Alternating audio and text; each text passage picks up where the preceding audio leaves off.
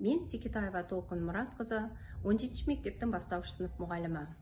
Мен бүгін сабақтарда сандық ресурстарды қолдану атты челленджге қатысып тұрмын.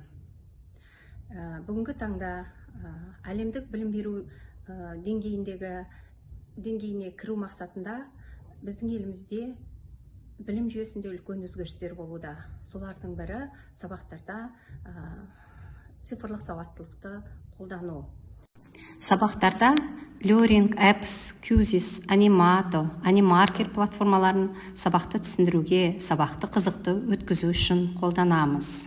Сабақты қызықты өткізуге арналған платформалардың бірі бұл Plickers платформасы. Әр оқушыға штрихталған код беріледі. Оқушылар тақтада берілген сұрақтарға жауап беретін болады. Мұнда өздеріңіз көріп тұрғандағыдай оқушылардың аты жазылып тұрады. Мұғалім мобильді телефон арқылы сканерлейді. Оқушының дұрыс жауап берген жағдайда жасыл түс жанып, қателескен жерде қызыл түсі жанатын болады. Мен бүгінгі челленджді өзімнің әріптесім, бастауыш сынып мұғалімі Жанар Сайлауовнаға жолдаймын.